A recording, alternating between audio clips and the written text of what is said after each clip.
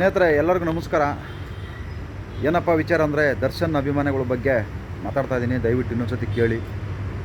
ದರ್ಶನ್ ಅಭಿಮಾನಿಗಳಿಗೆ ಒಂದು ಮಾತು ಹೇಳೋಕ್ಕೆ ಇಷ್ಟಪಡ್ತೀನಿ. ನೀವು ನಿಜವಾಗ್ಲೂ ದರ್ಶನ್ ಅಭಿಮಾನಿಗಳೇ ಆಗಿದ್ದರೆ ಸ್ವಲ್ಪ ಸಮಾಧಾನದಿಂದ ಶಾಂತಿಯಿಂದಿದ್ದರೆ ಭಾಳ ಒಳ್ಳೆಯದು. ಯಾಕೆಂದ್ರೆ ನೀವು ಎಷ್ಟು ಬಾಯಿ ಬಡ್ಕೊತಿರೋ, ಎಷ್ಟು ಬಡ್ದಾಡ್ತಿರೋ ಅಷ್ಟು ಅವ್ರಿಗೆ ತೊಂದರೆ ಆಗುತ್ತೆ. ಯಾವ ರೀತಿ ತೊಂದರೆ ಆಗುತ್ತೆ ಅಂತ ಹೇಳ್ತೀನಿ ನೋಡಿ. ಇಲ್ಲಿ ಪಾರಪ್ಪನಗ್ನವರ ಜೈಲಲ್ಲಿದ್ದರು. ಅಲ್ಲಿಗೆ ಯಾರೋ ಅಭಿಮಾನಿಗಳು ಹೋಗ್ತಾ ಇರಲಿಲ್ಲ, ಕಡಿಮೆ ಹೋಗ್ತಿದ್ದದ್ದು. ಆದರೆ ಅಲ್ಲಿ ಈ ಥರ ಯಾರು ಕೂಗಾಡೋದು ಮಾಗಾಡೋದು ಮಾಡ್ತಿರಲಿಲ್ಲ, ಅಲ್ಲಿಗೆ ಕಾಣಿಸ್ತಾನೆ ಇರಲಿಲ್ಲ ದರ್ಶನ್ ಅವರು. ಈಗ ಬಳ್ಳಾರಿ ಜೈಲಿಗೆ ಹೋಗಿದ್ದಾರೆ. ಅಲ್ಲಿ ಬಳ್ಳಾರಿ ಜೈಲ್ ಹತ್ರ ಕಾಂಪೌಂಡ್ ಹತ್ರ ಅವ್ರು ಹೋಗೋದು ಬರೋದೆಲ್ಲ ಕಾಣಿಸ್ತಾ ಇದೆ.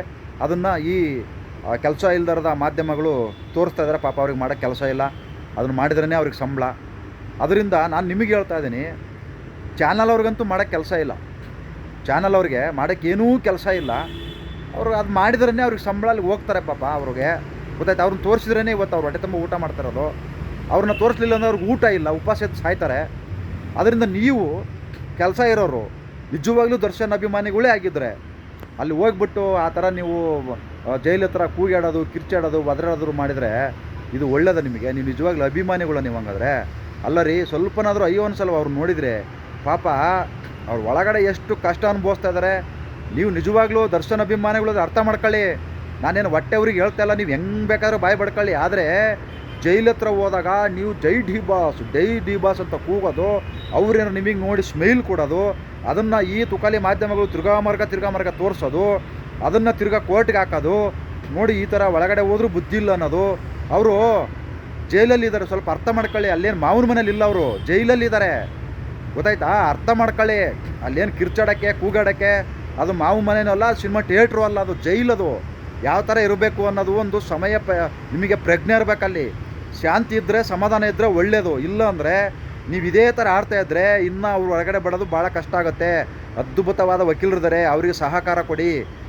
ಏನು ಆ ಥರ ಹೋಗಿ ಕಿರ್ಚಾಡಿದರೆ, ಒದರಾಡಿದರೆ, ಕುಣಿದಾಡಿದರೆ ಅವ್ರು ಈಚೆ ಕಡೆ ಬಂದುಬಿಡ್ತಾರಾ? ಏನು ಬಿಟ್ಟುಬಿಡ್ತಾರೆ ಅನ್ಕೊಂಬಿಟ್ಟಿದ್ದೀರಾ?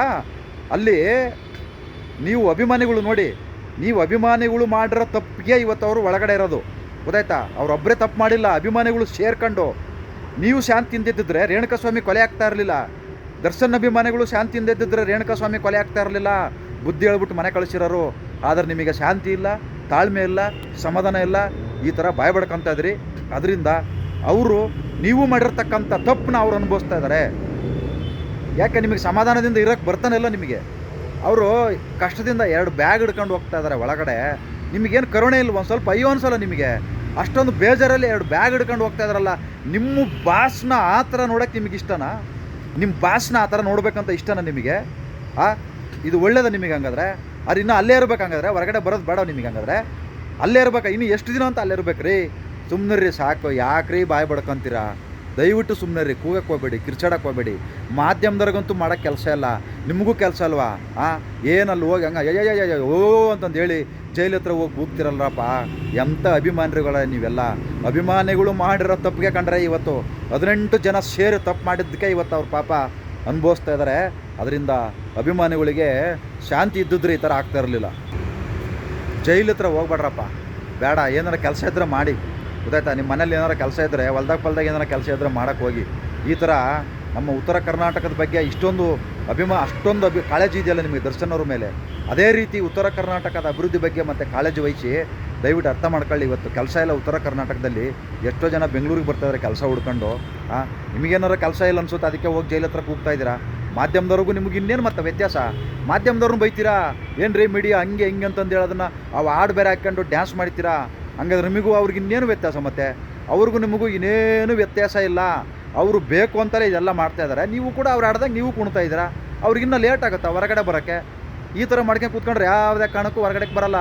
ನಿಮಗೆ ಶಾಂತಿ ತಾಳ್ಮೆ ಇದ್ದಿದ್ರೆ ರೇಣುಕಾಸ್ವಾಮಿ ಕೊಲೆ ಆಗ್ತಾ ಇರಲಿಲ್ಲ, ರೇಣುಕಾಸ್ವಾಮಿ ಸಾಯ್ತಾ ಇರಲಿಲ್ಲ. ನಿಮಗೆ ತಾಳ್ಮೆನಿಲ್ಲ, ಸಮಾಧಾನನಿಲ್ಲ.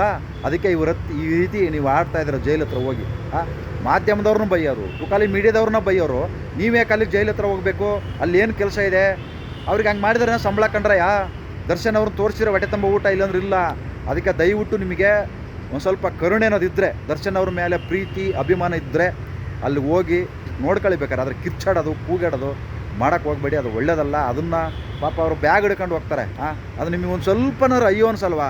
ಥೂ, ನಮ್ಮ ಬಾಸ್ ಏನು ಹಿಂಗೆ ಹೋಗ್ತಾ ಇದ್ದಾರೆ, ಈ ರೀತಿ ಬ್ಯಾಗ್ ಹಿಡ್ಕೊಂಡು ಹೋಗ್ತಾ ಇದ್ದಾರೆ, ನಾವು ಬೇಜಾರಲ್ಲಿರಬೇಕು, ನಮಗೆ ನಾವು ಒಂಥರ ಯೋಚನೆ ಮಾಡೋಕ್ಕೆ, ನೀವು ಫೀಲಿಂಗ್ ಮಾಡ್ಕೋಬೇಕು. ಫೀಲಿಂಗೇ ಇಲ್ಲ ನಿಮಗೆ. ಏನು ಬ್ಯಾಗ್ ಹಿಡ್ಕೊಂಡು ಹೋಗೋದು ಹುಡುಕ್ ಕೂಗ್ತಾ ಇದ್ದೀರಾ, ಬ್ಯಾಗ್ ಹಿಡ್ಕೊಂಡು ಹೋದ್ರೂ ಕೂಗ್ತೀರಾ, ಬ್ಯಾಗ್ ಹಿಡ್ಕೊಂಡು ಬಂದರೂ ಕೂಗ್ತೀರಾ. ಇದು ನಿಮಗೆ ಹಂಗಾರೆ ಒಳ್ಳೇದಿದು? ಅವ್ರು ಆ ಥರ ಬ್ಯಾಗ್ ಹಿಡ್ಕೊಂಬರೋದು ಒಳ್ಳೇದು ಜೈಲಲ್ಲಿ? ಏನು ಸಿನಿಮಾದಲ್ಲಿ ಏನು ಹಿಡ್ಕೊಂಬರ್ತಾ ಇದ್ದಾರೆ ಅವರು? ಇಲ್ಲ ಮಾವನ ಮನೇಲಿ ಹಿಡ್ಕೊಂಬರ್ತಾ ಇದ್ದಾರಾ? ಜೈಲಿಗೆ ಕಂಡ್ರಪ್ಪ, ಅದು ಜೈಲು ಬೇಡ. ಕೂಗಿಡೋದು ಕಿರ್ಚಾಡೋದು ಬೇಡ, ದಯವಿಟ್ಟು ನಿಲ್ಲಿಸ್ಬಿಡಿ. ಅವಶ್ಯಕತೆ ಎಲ್ಲ ಬೇಗ ಹೊರಗಡೆ ಬರಲಿ ಅಂತಂದೇಳಿ ಬೇಡ್ಕೊಳ್ಳಿ. ಅದ್ಭುತವಾದ ವಕೀಲರಿದ್ದಾರೆ, ನಾಗೇಶ್ ಅವ್ರು ಬಿಡಿಸ್ಕೊಂಬರ್ತಾರೆ. ತುಂಬ ಅದ್ಭುತವಾದ ವಾದ ಮಾಡ್ತಾಯಿದ್ದಾರೆ. ನೋಡಿ, ಸ್ವಲ್ಪ ಕೋರ್ಟಲ್ಲಿ ನೋಡಿ ಎಷ್ಟು ಕಷ್ಟ ಬಿದ್ದು ಅವ್ರಿಗೋಸ್ಕರ ಎಷ್ಟು ಜನ ಇವತ್ತು ಅವ್ರ ಮನೆಯವರು ಅವ್ರ ಮಕ್ಕಳೆಲ್ಲ ಎಷ್ಟು ಕಷ್ಟ ಬಿದ್ದು ಇದನ್ನು ಮಾಡ್ತಾಯಿದ್ದಾರೆ. ನೀವು ನೋಡಿದ್ರೆ ಒಳ್ಳೆ ಹುಚ್ಚರ ಥರ ಹೋಗಿ ಅಲ್ಲಿ ಜೈ ಡಿ ಬಾಸ್ ಜೈ ಬೇ ಅಂತ ಕೂಗ್ತಿರಲ್ಲ ನೀವೆಲ್ಲ ಬಾಯ್ ಪಡ್ಕೊಂಡು. ಇದು ನೀವು ನಿಜವಾಗ್ಲೂ ಅಭಿಮಾನಿಗಳ ನೀವೆಲ್ಲ. ಈ ಥರ ಮಾಡೋಕ್ಕೆ ಹೋಗಬೇಡಿ. ನನ್ನ ನೆಕ್ಸ್ಟರ ಬೈಕ್ ನನಗೇನೂ ಆಗಲ್ಲ, ಗೊತ್ತಾಯ್ತಾ? ಏನೇನೂ ಆಗಲ್ಲ, ಅದರಿಂದ ಏನೂ ಪ್ರಯೋಜನ ಇಲ್ಲ. ನಾನು ಒಳ್ಳೇದು ಕೇಳ್ತಾ ಇದ್ದೀನಿ, ಕೆಟ್ಟದಕ್ಕೋಸ್ಕರ ಏನು ಹೇಳ್ತಾ ಇಲ್ಲ. ನಾನೇನು ಇವ್ರ ಬಗ್ಗೆ ಮತ್ತೆ ದೊಡ್ಡ ಕಿಂಗ್ ಆಗಿಬಿಡಲ್ಲ. ಆದರೆ ಇವತ್ತಿನ ಪರಿಸ್ಥಿತಿ ಅರ್ಥ ಮಾಡ್ಕೊಳ್ಳಿ. ಕಾನೂನಿದೆ, ಕಾನೂನು ಅವ್ರನ್ನ ಕಾಪಾಡುತ್ತೆ ಅನ್ನೋದು ನಿಮಗೊಂದು ಗೌರವ ಇದ್ದರೆ ಸುಮ್ಮನೆ ಇರಿ. ಇಲ್ಲಾಂದರೆ ನಿಮ್ಮಿಷ್ಟಪ್ಪ ಏನಾರ ಬಾಯ್ಬಡ್ಕೊಳ್ಳೋದ್ರಿಂದ ನನಗೇನು ತೊಂದರೆ ಇಲ್ಲ. ಅವ್ರಿನ್ನ 6 ತಿಂಗಳ 1 ವರ್ಷ ಇದ್ದರೂ ನನಗೇನು ತೊಂದರೆ ಇಲ್ಲ. ಅವ್ರು ಹೊರಗಡೆ ಬಂದರೂ ನಿಮಗೆ ಒಳ್ಳೇದಿನ್ನ ಒಳ್ಳೊಳ್ಳೆ ಪಿಕ್ಚರ್ ಮಾಡ್ತಾರೆ, ನೀವು ನೋಡ್ತೀರಾ. ಒಳಗಡೆ ಇದ್ರಲ್ಲಿ ಪಿಕ್ಚರ್ ಮಾಡ್ತಾರೆ, ಮಾಡೋಕ್ಕಾಗಲ್ಲ. ಅದರಿಂದ ಸ್ವಲ್ಪ ಶಾಂತಿಯಿಂದ ಇರಿ. ತುಕಾಲಿ ಮಾಧ್ಯಮಗಳನ್ನ ದೂರ ಇದ್ದರೆ ನಿಮ್ಗೆ ಒಳ್ಳೆಯದು. ಯಾಕಂದರೆ ಅವರು ಹೋಗ್ತಾರಂತ ನೀವು ಹೋಗೋಕ್ಕೆ ಹೋಗಬೇಡಿ, ಕೂಗಾಡಬೇಡಿ, ಕಿರ್ಚಾಡಬೇಡಿ. ಏನೋ ಪಾಪ ಅಲ್ಲಿ ನೋಡಿ ಅವ್ರು ಬರ್ತಾರೆ, ಅವ್ರು ಹೆಂಗಸರು ಅವರೆಲ್ಲ ಬರ್ತಾರೆ ನೋಡೋಕ್ಕೆ. ಏನು ಇವರು ಅಬ್ಬಬ್ಬ ಮೈಕ್ ಹಂಗ ಆ ಕ್ಯಾಮ್ರಾಗಳೆಲ್ಲ ಹೋಗಿ ತಗೊಂಡೋಗಿ ಮಕ್ ಹಿಡಿತಾರೆ ಹಂಗೆ ಹೋಗಿ. ಥೂ, ಇವ್ರಿಗಂತೂ ನಾಚಿಕೆ ಮನ ಮರದಿಲ್ಲ ಮಾಧ್ಯಮದವರಿಗೆ. ನಿಮಗೂ ಇಲ್ವ ಹಂಗಾರೆ? ನಿಮಗೆ ಕರುಣೆನೋದೇ ಇಲ್ವಾ? ಅವ್ರಿಗಂತೂ ಏನಿಲ್ಲ, ನಿಮಗೂ ಇಲ್ವ ಹಂಗಾದ್ರೆ? ಎಲ್ಲ ಇದ್ದರೆ ನೀವು ಆರಾಮಾಗಿರ್ತೀರಿ. ಅವ್ರು ಹೊರಗಡೆ ಬರಲಿ ಅಂತ ತಾಳ್ಮೆಯಿಂದ. ಇಲ್ಲಪ್ಪ ನಮಗೂ ಏನಿಲ್ಲ ಅಂದ್ಬಿಟ್ರೆ ಏನಾರು ಮಾಡ್ಕೊಳ್ಳಿ. ಎಲ್ಲರಿಗೂ ಒಳ್ಳೆಯದಾಗಲಿ. ನಮಸ್ಕಾರ.